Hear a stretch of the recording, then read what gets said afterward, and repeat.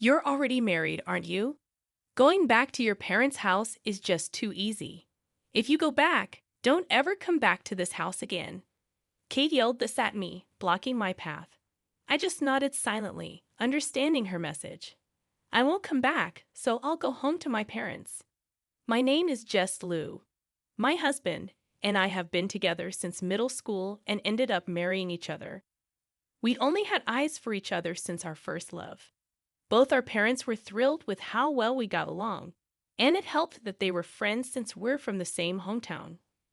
The reason we moved into Lewis's family's house after getting married was because they had a spacious home with extra rooms.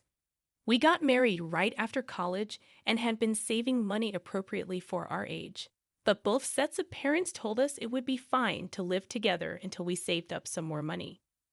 So we ended up living in Lewis's family home, where a room was waiting for us.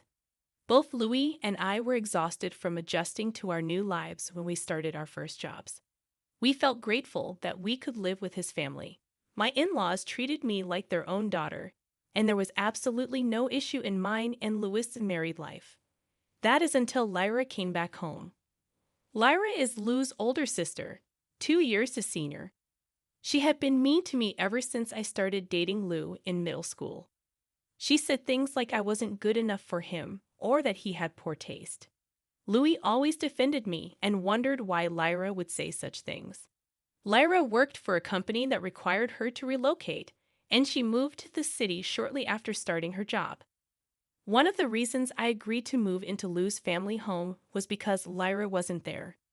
Another reason was because if Lyra had still been living there, I would have flat out refused to move in, but fate had other plans. Lyra was reassigned to her hometown. When I shared my concerns with Louis, he said, "Lyra is an adult now. She won't say anything weird." It's true that the times Lyra bullied me were back in high school. After she went to college, she rarely came home, and we stopped running into each other. Even at our wedding, although she didn't speak to me, I remember seeing Lyra crying. It made me think maybe we could get along, but that was a big mistake. After returning home, Lyra acted normally toward me in front of Lou and his parents. I thought maybe she had matured and her edginess was gone. But then one day when I luckily had some time off, I was enjoying a book in our room. Lyra, who also happened to be off that day, walked in without knocking. "Hey, how long are you going to laze around? Could you hurry up and make some food? I'm hungry," Lyra said, wearing a look she'd never show in front of Louis or his parents. Taken aback by Lyra's eyes filled with what seemed like hatred, I put down my book and said, "All right, let's make some food," and headed to the kitchen. Drinking in the middle of the day, Lyra acted as though I should naturally be the one cooking. She'd never act this way when Lou and his parents were around. Feeling deceived, wondering if she'd been hiding her true self all this time, I quickly made lunch. Lyra took one bite, then stood up with her plate. "There's no way I can eat something this terrible, Jessie. Why did you even marry Louis? He really doesn't know how to pick them," she said, glaring at me. Lyra took her plate straight to the trash, throwing away the food I had made right in front of me. "Go buy some alcohol. After eating your awful cooking, it feels like my tongue is rotting." "I want to disinfect it with alcohol, so go get some now," she demanded. I was pretty steamed. But I had planned on going shopping anyway, so I got her some alcohol to spite her. I bought non-alcoholic beer. Lyra was furious. I retorted, "Don't treat me like a minion," which escalated into an argument. Still mad, Lyra retreated to her room. When Louis came home, she instantly switched back to her gentle demeanor, a quick change that sent shivers down my spine. That night, I discussed Lyra with Louis. But for some reason, his attitude was cold lately. Every time he looked at me, his expression was complicated. We used to always share the double bed, but now he's sometimes sleeping on the living room couch. When I asked why, he said, "Just couldn't sleep, so I stayed in the living room." I've been wondering what's going on ever since. I was saddened by his sudden coldness. When Louis said, "Instead of blaming Lyra, don't you think you have some things to reflect on yourself?" I couldn't help but tear up. Since middle school, Louis has always been kind to me, and yet I've been troubled lately by his sudden coldness. Being mistreated by Lyra and now feeling this coldness from Louis felt like salt being rubbed into an emotional wound. I couldn't help but cry. Louis looked surprised, but he didn't comfort me, seeming perplexed. He paced around for a bit before sitting down next to me, who was sitting on the bed with a determined look on his face. There's something I've been meaning to ask but haven't. What is it? Are you having an affair? I was so surprised by the sudden mention of affair that my tears stopped. I swear, my heart has never strayed from Louis, I said, shaking my head. No, I'm not. Why would you ask something like that? Louis then showed me a picture on his phone. The picture showed me talking to a man who had his hand on my shoulder. Both the man and I were smiling, but this was by no means a photo of infidelity. You're mistaken. Look closely. Yeah, he's put on some weight, but that's Andy, our classmate. Don't you remember him? He was on the baseball team. This was taken when we bumped into each other after so long, and he said, "You look well," and patted my shoulder. Louis zoomed in on the photo and said, "Really, Andy?" With a skeptical look, frowning, and looking closely at the man's face, Louis asked, "Is that really Andy? Andy is getting married soon. There's no way I'd have an affair." Why would you even suspect that? Well, Lyra sent me this picture, saying you were cheating. She also said she saw you coming home late with Andy recently, and then she sent me this photo. Why would you believe Lyra over me? Is that why you've been cold to me? Sorry, you have been coming home late, and I was worried. I've become a senior at work too, so sometimes I come home late because I'm teaching my colleagues. I see. Oh, thank goodness. Lou breathed a sigh of relief. Slightly tapping his back as a little payback for doubting me, I said, "Geez." Louis apologized again. From then on, Louis changed his attitude and started treating me kindly like he used to. It was good to get back to being a loving couple. But my distrust towards Lyra increased. I became convinced that Lyra wanted to kick me out of this home for some reason. So I started wondering how to expose her true colors in front of my in-laws. On another day when Lyra and I both had time off, Lyra came and demanded that I make lunch like she used to. Why can't you be considerate? Do you know what time it is? Hurry up and make lunch, she said. But it's only 10:00 a.m. It feels too early for lunch to me. Lyra, you can make something if you want. You cook on your days off, don't you? What? Cooking is a wife's job, isn't it? I only do chores to keep the family harmony, you know. Just as I'm getting frustrated with Lyra urging me to cook, my phone rings. Ignoring Lyra, who's been drinking since the morning, I answer the call. My mom's voice comes through sounding urgent. Jesse, oh thank goodness you picked up. Your dad's in trouble. He tripped at the front door and seems to have hurt his ankle. I can tell from my mom's voice she's really flustered, and I sense this is an emergency for my parents. I'm coming right now. Just wait, I say as I hang up the phone and start to get ready. Lyra, who had just told me to cook, now looked annoyed as she saw me getting ready to go out. What are you doing? It looks like my dad got injured. So I'm going to my parents' house, I explained. You're married now, aren't you? Going back to your parents' house is too lenient. If you're going home, don't bother coming back here, Lyra retorted, blocking my way out. I couldn't take it anymore. Why do I have to deal with this kind of spiteful attitude? I thought to myself. I was absolutely fed up with being treated so unfairly by Lyra. Fine, I won't come back. I'll go to my parents' house, I stated calmly. Lyra stepped aside with a pleased expression.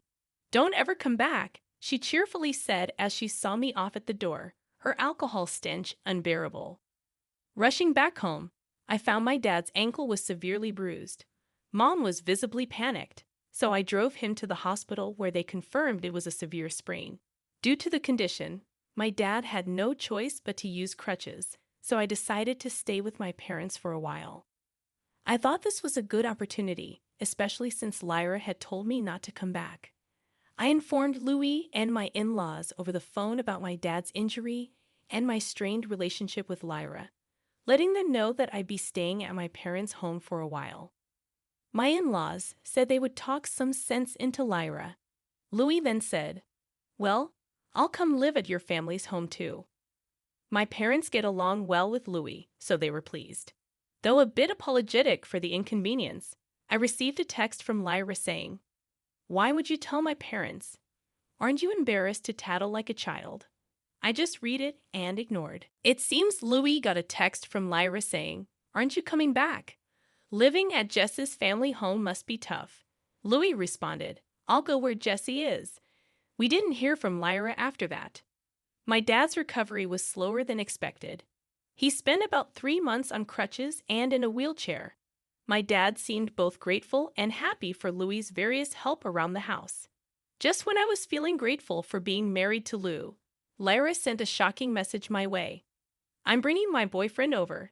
Since you're technically my sister-in-law, you have permission to come home for just one day. Be polite and greet him properly. Don't say anything unnecessary," the message read. I felt repulsed by the selfishness of her text, but the message Lyra sent to Louis was even more off-putting. Her message said, "My boyfriend is coming to greet the family, so come home, Louis. I might be getting married, but you'll always be important to me." Louis commented, "Lyra's texts are always so poetic, aren't they? But thanks to my woman's intuition, I had a good idea of how Lyra really felt about Louis. To protect Louis and our marriage, I decided to turn this meeting into a stage for my revenge. Regardless of how Lyra's boyfriend might feel, after being allowed to return to my in-laws' house after a long time, I received multiple apologies from them. They told me Lyra was going to pick up her boyfriend and that they'd make sure she apologized to me afterwards. "Oh, it's fine. As long as Lyra stops being malicious, that's all I really want," I replied with a genuine smile. Plus, I'm sure that after my revenge, Lyra won't dare to be nasty to me anymore. The man Lyra brought with her seemed serious enough. What shocked Louis and my in-laws the most was how much Lyra's boyfriend looked like Louis. From the aura to the facial features, they were identical, leaving my in-laws exchanging surprise glances. It was clear that Lyra's boyfriend also noticed the resemblance as he stood there in surprise. Lyra cheerfully said, "Come on in, come on in." Louis whispered to me, "Isn't that guy way too similar to me? I told you so, didn't I?" I had let Louis know beforehand that I was planning some revenge. Louis had told me I didn't have to go that far. But when I explained my reasons, he seemed torn between believing me or not. However, after seeing the guy's face, Lou seemed to finally understand why I felt the need for revenge. Though the awkward expression on Lou's face showed his mixed feelings, my resolve to make Lyra learn her lesson the hard way was reaffirmed. "My name is Jackson. I'm considering marriage with Lyra. Nice to meet you all." Jackson introduced himself politely. My in-laws welcomed Jackson's polite introduction with smiles. Lyra seemed really happy and started downing drinks like there's no tomorrow. Jackson, who had seemed a little tense, started to relax more thanks to my in-laws' warm demeanor. As we all were engaged in light conversation, a tipsy Lyra rested her head on Lou's shoulder, not Jackson's. "Ah, this is fun. Louis, you must be feeling lonely, huh, knowing that I'm getting married?" Lyra remarked. "No, not at all. You know, Jackson here looks just like Louis. That's why I thought about getting married," she continued. The resemblance between Jackson's face and Lou had been the elephant in the room, something nobody had mentioned until now.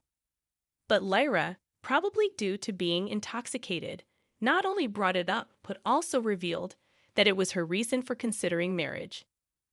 The atmosphere changed immediately as Lyra's words turned my in-laws' faces pale. Lyra, realizing she may have said too much, tried to laugh it off. "Just kidding," she said, but I didn't let this opportunity slip away. "Lyra, you can't be serious," I interjected before my father-in-law could say anything more. "I can't bear to let this sad tale come from my in-laws' mouths. And more importantly, I need Lyra to realize that Lou is my husband, not just a family friend. Jackson, did you know? I hate to spill family secrets, but Lyra and Louis are not actually blood related. My in-laws had children from previous marriages, and then got remarried, I said, looking at Lyra in surprise. Lyra quickly put distance between herself and Louis and glared at me. Undeterred, I took out my phone and placed it on the table. I've had my suspicions for a while.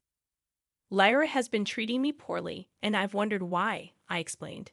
As I said this, I pressed the play button on the voice recorder app on my phone. What flowed out were the sounds of Lyra berating me. The recording was filled with Lyra's desperate voice saying things like, "Break up with Louis and leave this house." Realizing the gravity of the situation, my in-laws uttered in despair, "This can't be." I turned to Lyra, who was now biting her lip and pale as a ghost, and gave her a smile. "Lyra, you've had feelings for Lou for a long time, haven't you? That's why you've been trying to drive me away," I confronted her. "No, that's not it. Louis is my precious younger brother," Lyra protested. "Then why did you plan to marry Jackson because he looks like Louis?" I questioned her. "Well, that's—" Lyra stuttered, caught off guard. "Jackson, you told me that you met Lyra in a bar, right? What was that encounter like?" I asked Jackson. Caught off guard by the sudden question, Jackson replied with a trembling voice, "We met while I was drinking in a bar. She told me she liked my face. That's how it all started."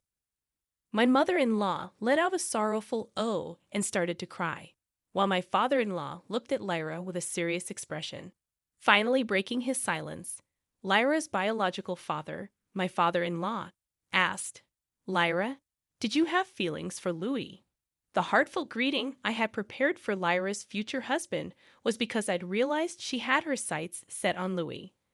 Although Lyra herself never admitted it, her behavior over time made it increasingly obvious that she saw Louis not just as a brother, but as a man, I explained. Suddenly, Lyra burst into tears and buried her face in the table. I couldn't help it. I've loved him ever since our parents got married when I was in elementary school, and I met Louis. There are stories like this in girls' comics, where the parents remarry and their children start dating. I had always dreamed that would happen with Louis and me, and then you came along and stole him. Lyra sobbed. Listening to Lyra's tearful outburst, Jackson started to complain of a headache and said he was leaving. Lyra clung to Jackson, but her father intervened, saying he'd go apologize to Jackson later. Lyra was clearly distraught, crying uncontrollably, but neither Lou nor I could do anything to console her. "Louis, I've always seen you as a real sister, but that's all it's ever been," Lou addressed Lyra, who was sobbing uncontrollably. For a moment, her cries quieted down, but then she burst into loud, childlike sobs again.